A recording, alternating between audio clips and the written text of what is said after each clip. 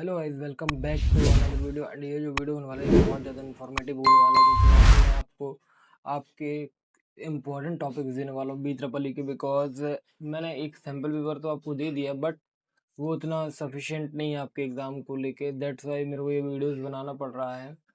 And literally मान के चलो, मेरा ना अदर यूट्यूबर की तरह नहीं है कि मैं आपको मतलब क्या करूं कि आपको पागल बनाऊं एंड ये सब चीज़ें करूं। सो दैट्स वाई मैं आपको क्या फिर से एक वीडियो लेके आ गया हूं। एंड ये वीडियो बहुत ज़्यादा इंपॉर्टेंट होने वाला है। इसमें सिर्फ आपको क्वेश्चन बस नहीं, क्वेश्चन के साथ साथ मैं आपको आंसर भी देने वाला हूँ। सो ये वीडियो आपके लिए बहुत ज़्यादा हेल्पफुल होने वाला है। सो अब मैं सोचा हूँ कि यहाँ पे आपको मैं 20 या कुछ इंपॉर्टेंट टॉपिक्स बता दूँ कि जो कि आप पढ़ सको तो पास हो जाओ, क्योंकि जो बहुत ज़्यादा क्वेश्चंस आने की प्रोबेबिलिटी है। ठीक है, सो क्वेश्चन नंबर हम फर्स्ट से स्टार्ट करेंगे। सो देखो, आपको थेवेनिन थ्योरम के देखो जो न्यूमेरिकल्स हैं एंड जो आपका थ्योरी पार्ट है, क्योंकि जो थेवेनिन थ्योरम है, सो थेवेनिन थ्योरम का कभी कभार प्रूफ भी आ जाता है कि थेवेनिन थ्योरम का स्टेट एंड ड्राइव।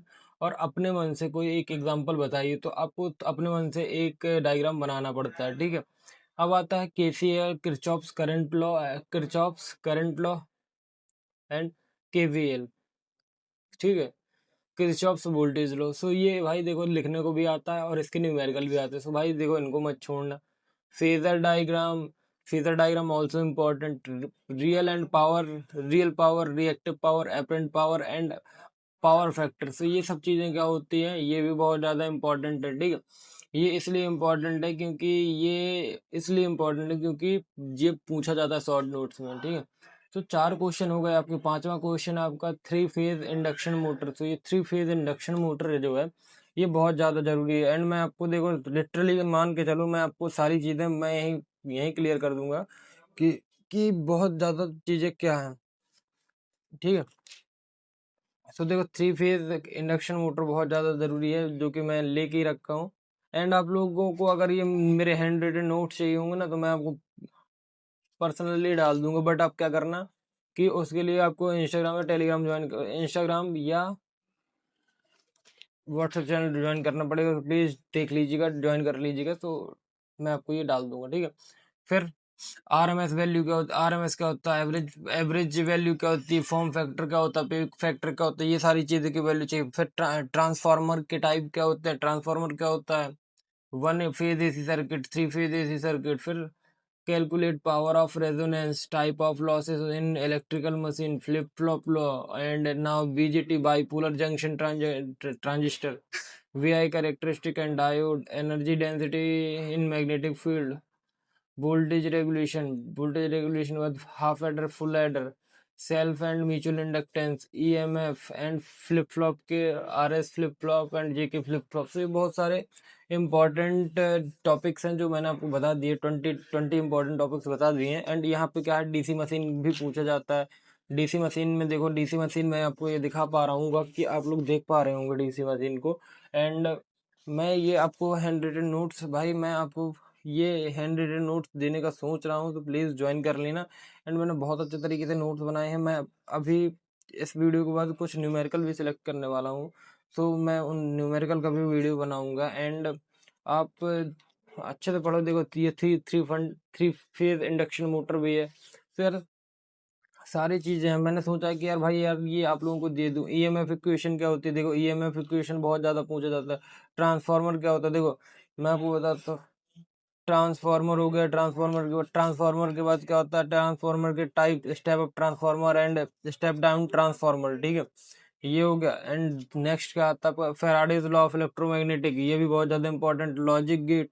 सो देखो, जितनी भी सारी चीज़ें हैं लॉजिक गेट से इम्पॉर्टेंट है। एंड सारी चीज़ें इम्पॉर्टेंट है। एंड बाकी बहुत ज़्यादा इम्पोर्टेंट है, प्लीज़ इनको करना यार। एनपीएन ट्रांजिस्टर भी बहुत ज़्यादा ज़रूरी है। और फिर आपका आता है एब्सोल्यूट कोऑर्डिनेशन सिस्टम। तो देखो, ये जितनी सारी चीज़ें मैं बता रहा हूँ ना मैं आपको, प्लीज़ यार थोड़ा सा बात मानो, न्यूमेरिकल अच्छे से कर लो। एंड न्यूमेरिकल अच्छे से कौन से करने हैं आपको, जो आपके जैसे सुपर पोजिशन थ्योरम के हो गए। ठीक है, सुपर पोजिशन के बाद अब आपका आता है क्या, थेवेनिन थ्योरम और KCL KVL, तो भाई ये सब चीजें आता है, ठीक है। तो मैं एक वीडियो प्रॉपर आपके PYQs के ऊपर बनाऊंगा, एंड PYQs के अलावा मैंने ऐसी रिसर्च की है कि जो क्वेश्चन आपको बहुत ज्यादा परेशान करते हैं, जो मतलब जो पहली बार आए हैं, एंड जो बहुत यूनिक है, एंड कोई उनको प्रिडिक्ट भी नहीं कर सकता, सो प्लीज टेंशन ना लो। बाकी आपके भैया इंपॉर्टेंट डाल देंगे, सो बाकी all the best for exam. And अब जो वीडियो चलने वाला है, तो प्लीज मैं अब आंसर बताने वाला हूँ, जो मैंने वीडियो दिखाई है आपको, क्वेश्चन इंपॉर्टेंट दिखाए हैं कि थेवेनिन थ्योरम, KCL KVL, सो मैं इसके आंसर अब मतलब आंसर का वीडियो बनाने वाला हूँ, तो प्लीज कंटिन्यू करिएगा वीडियो को। सो थैंक यू, वीडियो देखते हैं अपन, चलो आंसर का टू अनदर वीडियो। सो ये जो वीडियो होने वाला है ये बहुत ज्यादा इंपॉर्टेंट होने वाला है, क्योंकि जो हमारे सेकंड सेमेस्टर के स्टूडेंट्स हैं, सो उनको इस सब्जेक्ट पे थोड़ा सा प्रॉब्लम होती है, बिकॉज ये सब्जेक्ट थ्योरी प्लस न्यूमेरिकल वाला है, एंड इसका वेटेज थोड़ा सा न्यूमेरिकल से ज्यादा होता है। सो मैं बात कर रहा हूँ well known subject basic electrical and electronics engineer. So आप लोग इस सब्जेक्ट से वाकिफ होंगे। सो मैं सबसे पहले आपको बता दूं कि अगर फर्स्ट सेम में फिजिक्स ग्रुप की अगर बैक थी, बेसिक मैकेनिकल इंजीनियरिंग की, एंड आपको इस सेमेस्टर आपका ऑब्वियस सी बात है कि आपका जो ग्रुप होने वाला है वो केमिस्ट्री होने वाला है। सो आपको प्रॉब्लम्स क्रिएट होने वाली, कैसे प्रॉब्लम क्रिएट होने वाले हैं वो हम सिनेरियो देख लेते हैं, एंड हम आपको इम्पोर्टेंट क्वेश्चन प्रोवाइड करने वाले हैं। सो आप प्लीज वही वही पढ़िएगा, एंड कुछ अगर आप मतलब हमारे दिए हुए इम्पोर्टेंट क्वेश्चन पढ़ लेते हैं, तो ऑब्वियस सी बात है आप अच्छा स्कोर करेंगे, एंड आपका जो SGPA है एंड CGPA है वो भी इम्प्रूव होगा। अगर आपको हमारी बात पे ट्रस्ट नहीं है, सो प्लीज आप अपने सीनियर से कांटेक्ट कर सकते हैं, चाहे वो आपके 6 सेमेस्टर के हों, चाहे 8 सेमेस्टर के हों, एंड चाहे 4 सेमेस्टर के हों, ठीक है। सो बेसिकली अब बात करते हैं हम basic electrical and electronics engineering की, जिसका एग्जाम आपका 30 तारीख को है। एंड ये वीडियोस आपको मतलब आज शूट हो रही, तो मतलब 22 तारीख, 23 या 24 जून को मिल जाएगी। सो एक मंथ के पहले ही हम आपको दिए दे रहे हैं, एंड हमारे टाइम पे हमें कोई प्रोवाइड करने वाला नहीं होता था, बट हमने तब भी अच्छा स्कोर किया था, ठीक है। So I am Ayush Agnihotri from CSE data science 6 semester students हूँ मैं। सो बेसिकली बात करेंगे बेसिक इलेक्ट्रिकल इंजीनियरिंग की। देखो, तो पहले एक बात बता दूं, अगर आपका बैक है बेसिक मैकेनिकल इंजीनियरिंग में, तो आप थोड़ा सा गौर से सुनिएगा, और जिनका नहीं है तो वो और गौर से सुनिएगा, क्योंकि आपको बैक नहीं चाहिए। बैक आती है तो आप डिमोटिवेट होते हैं, एंड बहुत सारी प्रॉब्लम्स आती हैं, उसके बारे में बात करेंगे। सो पहला मोटिव आप यही रखिए कि हमें बैक नहीं चाहिए, ठीक है। जो मेरे हेड कोऑर्डिनेटर या क्लास इंचार्ज थे, सो उनने मेरे को एक रूल बताया था कि जब भी आप एग्जाम देने जाओ, तो पहला आपका कॉन्सेप्ट यही होना चाहिए कि हमको ऐसे क्वेश्चन देखने हैं जो जिससे हम पास हो रहे हैं, मतलब 28 मार्क्स के क्वेश्चन आपको ऐसे देखने हैं जिसपे आप पास हो रहे हैं। पास होने के बाद जब आप पास हो गए, आपने एक बार कर लिया कि हाँ भाई अब हम पास हो गए, फिर आपको स्कोर करना देखना है। ऐसा नहीं देखना कि आपको पढ़ना भी नहीं है और पास भी नहीं होना, तो भाई ऐसे तो नहीं चलेगा ना यार, पढ़ना तो पड़ेगा ना यार। तो चलिए वीडियो करते हैं स्टार्ट।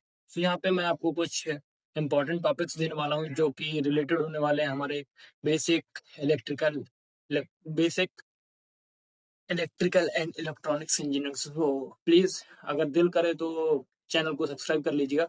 एंड नाउ आपका जो फर्स्ट टॉपिक है थेवेनिन्स थ्योरम, ठीक है। सो थेवेनिन्स थ्योरम मतलब किसी भी लीनियर सर्किट को हम एक वोल्टेज सोर्स VTH, ये वी के जस्ट नीचे VTS और एक रेजिस्टेंस के सीरीज में कॉम्बिनेशन के रूप में लिख सकते हैं, ठीक है। इसका एक्सप्लेनेशन ये है कि ये एक सर्किट किसी लोड के अक्रॉस काम को आसान बनाता है, एंड एडवांटेज है कॉम्प्लेक्स सर्किट कॉम्प्लेक्स सर्किट का सॉल्यूशन आसान हो जाता है, लोड के अक्रॉस करंट या वोल्टेज जल्दी निकल जाता है। डिसएडवांटेज का है, सिर्फ लीनियर और बाइलेटरल एलिमेंट के लिए ही एप्लीकेबल है, नॉन लीनियर लोड के साथ काम नहीं करता है। इसका डायग्राम भी है। तो देखो, मैं आपको यहाँ पे क्या है, देखो न्यूमेरिकल थेवेनिन्स थ्योरम आपको मालूम है कि ये एक न्यूमेरिकल टॉपिक, बट कभी कभार आपको लिखने को भी आ जाता है। सो मैं यहाँ पे आपको मतलब जो भी आपका थ्योरी से रिलेटेड होगा एंड न्यूमेरिकल से रिलेटेड जो भी टॉपिक है मैं आपको बता दे रहा हूँ, एंड आपको थेवेनिन्स एंड जितने भी न्यूमेरिकल है वो आपको नेक्स्ट आने वाली वीडियोस पे हम प्रोवाइड कर देंगे। सो ये इंपॉर्टेंट क्वेश्चन है, और ये आप अपना पेपर खोल के देखिए, जिस दिन पेपर दे के आइएगा एंड उस दिन आप मैच करिएगा मेरी वीडियो से कितने क्वेश्चन मैच हो रहे हैं, ठीक है। तो चलिए और देखिए ये आपके ऊपर है, मैं चीजें प्रोवाइड कर रहा हूँ, दूसरे लोग विश्वास करते हैं तो आज वो अच्छे लेवल पे है, अच्छा सीजीपीए है एंड अच्छा स्किल्स है उनके पास। अगर आप भी एक बार ट्रस्ट करोगे तो मैं आपको इतना बिलीव दिलाता हूँ कि मैं आपके ट्रस्ट को ब्रेक नहीं करूंगा। सो बस इतना ही बोलूंगा। Now second question, KCL and KVL. KCL node पे आने वाली सारी करंट्स का total is equal to node से जाने वाली करंट्स का टोटल, ठीक है। केवीएल क्या होता है, किरचॉफ्स वोल्टेज, क्लोज लूप में सारे वोल्टेज का टोटल जीरो होता है, ठीक है। एक्सप्लेनेशन क्या है, ये दोनों बेसिक सर्किट लॉ को सॉल्व करने के लिए यूज किए जाते हैं। एंड एडवांटेज है सिंपल और फंडामेंटल, हर सर्किट के लिए एप्लीकेबल होते हैं। डिसएडवांटेज है कॉम्प्लेक्स कॉम्प्लेक्स मल्टी नोड और मल्टी लूप के साथ ये लेंथी हो जाते हैं, ठीक है। ठीक। फिर आपका थर्ड इंपॉर्टेंट क्वेश्चन है फेजर डायग्राम। ये देखो, जो ब्लू करके लिख के है ना, ये आपके इंपॉर्टेंट क्वेश्चन है जो आपको इंपॉर्टेंट प्रोवाइड किए जा रहे हैं, ठीक है। एंड ये तो मैं आपको डेफिनेशन और एक्सप्लेनेशन थोड़ा सा दिए दे रहा हूँ कि आपको बेसिक आइडिया लग जाए, ठीक है, जिनने अभी पढ़ा भी नहीं होगा। तो फेजर डायग्राम क्या होता है, फेजर डायग्राम वोल्टेज और करंट को मैग्नीट्यूड और एंगल के साथ वेक्टर के रूप में देखता है, ठीक है। एक्सप्लेनेशन क्या है, ये एसी सर्किट की फेज रेजोल्यूशन और कैलकुलेशन को आसान बनाता है, ठीक है। एडवांटेज, फेज डिफरेंस समझने में आसान होता है, एसी कैलकुलेशन आसान हो जाते हैं। और डिसएडवांटेज का टाइम डोमेन के सिग्नल इस्तेमाल नहीं हो सकते, ठीक है। अब जो फोर्थ क्वेश्चन है इंपॉर्टेंट, वो है real power, reactive power and apparent power, ठीक है। रियल पावर क्या होती है, एक्चुअल काम की शक्ति, मतलब वॉट बोल सकते हैं, एक्चुअल पावर वॉट, ठीक। रिएक्टिव पावर मैग्नेटिक फील्ड बनाने के लिए यूज की जाती है, ठीक। वीएआर है इसका property unit. And apparent power, total supply की शक्ति, ठीक है। सो वी एक्सप्लेनेशन, ये तीनों इस सर्किट की पूरी पिक्चर दिखाते हैं। एडवांटेज क्या है, करंट की एफिशिएंसी और डिजाइन समझने के लिए जरूरी होते हैं। डिसएडवांटेज, मिक्स्ड लोड के साथ कॉम्प्लेक्स हो जाते हैं, ठीक है। एंड नाउ फिफ्थ जो टॉपिक आपका, थ्री फेज इंडक्शन मोटर। ये जितने भी आपको मैं इंपॉर्टेंट प्रोवाइड कर रहा हूँ, सो प्लीज इनको लाइटली मत लीजिएगा और इनको प्लीज पढ़िएगा, ठीक है। मैं बार बार बोल रहा हूँ, मेरा बोलना काम है एंड आपका पढ़ना काम है, सो प्लीज फॉलो करिए। So three phase induction motor, एक एसी मोटर जो थ्री फेज सप्लाई पे चलती है और रोटेटिंग मैग्नेट्यूड फील्ड बनाती है, ठीक है। ये इंडस्ट्रीज के लिए आइडियल है क्योंकि ये रोबस्ट है और मतलब रोबस्ट है और कम मेंटेनेंस मांगता है। ये मतलब ये इसमें ज्यादा मेंटेनेंस की कॉस्ट नहीं लगती। सो ये हाईली एफिशिएंसी और टॉर्क होती है और सिंपल और रोबस्ट डिजाइन होता है। डिसएडवांटेज का, स्पीड कंट्रोल को आसान करता है, कॉस्टली हो सकता है, ठीक है। जो हमारा सिक्स जो हमारा है सिक्स है हमारा RMS average value, form factor and peak factor. So ये एसी सिग्नल के कैरेक्टरिस्टिक होते हैं। आरएमएस इफेक्टिव वैल्यू होता है, एवरेज जो होता है मीन वैल्यू होता है, फॉर्म फैक्टर जो होता है आरएमएस और एवरेज होता है, पीक फैक्टर हमारा पीक और आरएमएस होता है। एडवांटेज क्या है इनके, एसी वेव फॉर्म को समझने के लिए जरूरी होते हैं, इलेक्ट्रिकल कैलकुलेशन आसान करते हैं, ठीक है। डिसएडवांटेज का, पूरे सिनोसोडियल के लिए ही डायरेक्टली इस्तेमाल हो जाते हैं, ठीक है। So now transformer and it's type. So transformer, ये एक डिवाइस होता है जो वोल्टेज और करंट को मैग्नीट्यूड कपलिंग के जरिए बदलता है, देखो, ठीक है। मतलब इसमें क्या होती है कि जो वोल्टेज और करंट होता है वो मैग्नीट्यूड कपलिंग के जरिए चेंज हो जाता है, ठीक। इसके टाइप क्या है, step up, step down, isolation transformation, auto transformation. Advantage, efficient energy transfer, isolation और सेफ्टी। डिसएडवांटेज का है, कॉस्टली और साइज हैवी हो जाता है। और एट एट नंबर पे है, जो हमारा 8 नंबर पे टॉपिक है, सिंगल फेज एसी सर्किट। तो ये एक फेज होता है, फेज और न्यूट्रल के साथ का एसी सर्किट होता है। एक फेज और जैसे थ्री फेज होते हैं तो एक फेज और न्यूट्रल के साथ का ये एसी सर्किट होता है जो घरेलू कामों के लिए इस्तेमाल किया जाता है, ठीक है। एडवांटेज क्या है, सिंपल डिजाइन है, लो कॉस्ट है। और डिसएडवांटेज क्या है, हैवी लोड के लिए सुटेबल नहीं होता। अब भाई वन फेज है तो हैवी लोड के लिए कहाँ से सुटेबल हो जाएगा, ठीक है। 9th नंबर पे है आपका थ्री फेज एसी सर्किट। तो थ्री फेज एसी सर्किट मतलब RBY, देखो ये 3 फेज सप्लाई देता है RYB एंड न्यूट्रल के साथ का भी सर्किट होता है। इंडस्ट्रियल और हाई लोड के लिए इस्तेमाल किया जाता है। हाई एफिशिएंसी और बैलेंस लोड पावर लॉस का काम करता है। डिसएडवांटेज क्या है? इंस्टॉलेशन जो होता है इसका कॉस्टली होता है। मेंटेनेंस के लिए ट्रेंड और स्टाफ रिक्वायर्ड होता है। अब जो हमारा 10 नंबर पे है, 10 नंबर पे पावर एंड रेजोनेंस। सो देखो, जो रेजोनेंस तब होता है जब X I is equal to X C हो जाए और सर्किट का काम, सर्किट जेड कम हो जाता है। ठीक है, जेड कम हो जाता है। ये सारी चीजें न्यूमेरिकल्स की। जेड जो होगा, मैं आपको सारी चीजें मतलब इनके वन शॉट वीडियो भी आने वाले हैं, सो आप वन शॉट वीडियो भी देखिएगा, सो आप इजिली इनको समझ पाएंगे। सो एक्सप्लेनेशन, रेजोनेंस पे सर्किट का जो करंट है वो मैक्सिमम हो जाता है। ठीक है, फ्रीक्वेंसी क्या है? ट्यूनिंग आसान हो जाती है। एडवांटेज क्या है? फ्रीक्वेंसी ट्यूनिंग आसान हो जाती है, रेडियो और कम्युनिकेशन के लिए जरूरी होता है। डिसएडवांटेज क्या है? ओवर वोल्टेज का खतरा रहता है। 11th नंबर पे है इलेक्ट्रिकल मशीन्स की लॉसेस। तो देखो, लॉसेस जो एफिशिएंसी कम करते हैं, तो आप लॉसेस तो जानते होंगे, copper loss, iron loss and mechanical loss. So 3 type के लॉस होते हैं, कॉपर लॉस होता है, आयरन लॉस होता है एंड मैकेनिकल लॉस होता है। एडवांटेज का, इनको कम करके एफिशिएंसी बढ़ा सकते हैं। डिसएडवांटेज, इनको पूरी तरह से खत्म नहीं किया जा सकता। ये बहुत बड़ा डिसएडवांटेज है कि इनको पूरी तरीके से खत्म नहीं किया जा सकता। अब फ्लिप फ्लॉप आता है। सो ये एक डिजिटल सर्किट होता है जो 1 बाइट डेटा को होल्ड करके रखता है। ठीक है, ये सिक्वेंसली लॉजिक के लिए जरूरी होता है। एडवांटेज का, सिंपल और कम कंपोनेंट का यूज होता है। मेमोरी और स्टेट मेंटेन करने के लिए इस्तेमाल किया जाता है। डिसएडवांटेज का है, असिंक्रोनस डिजाइन के साथ रेस कंडीशन हो सकती है। और हाँ मत और इसका सजेस्टेड डायग्राम है फ्लिप फ्लॉप का सिंबल और ट्रुथ टेबल बना सकते हो आप। ठीक है, अब थर्ड आता है BJT, bipolar junction transistor. So ये भी इम्पोर्टेंट है। मतलब आपको जितने भी यहाँ पे इम्पोर्टेंट मतलब टॉपिक्स मिलेंगे वो सारे इम्पोर्टेंट ही हैं। ठीक है, सो ये एक ट्रांजिस्टर होता है जो कैरियर इलेक्ट्रॉन्स और होल्स का इस्तेमाल करके करंट को कंट्रोल करता है। ठीक है, एक्सप्लेनेशन क्या है इसका? स्विचिंग और एम्पलीफायर के लिए इस्तेमाल होता है। एडवांटेज क्या है? हाई गेन और लो कॉस्ट होती है। एनालॉग और डिजिटल दोनों के लिए यूज किया जाता है। डिसएडवांटेज, थर्मल रनवे का खतरा होता है और मोस्ट मोस्ट फैट का सामान कम एफिशिएंट, मतलब सीधी बात है, कम एफिशिएंसी होती है। ठीक है, अब आता है 14 नंबर पे V I characteristic and diode. So V I characteristic, ये वोल्टेज और करंट के बीच का रिलेशन होता है। और डायोड फॉरवर्ड वाइज में करंट फ्लो करता है और रिजर्व वाइज में ब्लॉक फ्लो करता है। ठीक है, सो एडवांटेज क्या? सिंपल और कम कॉस्ट होती है। रेस्टिफिक्शन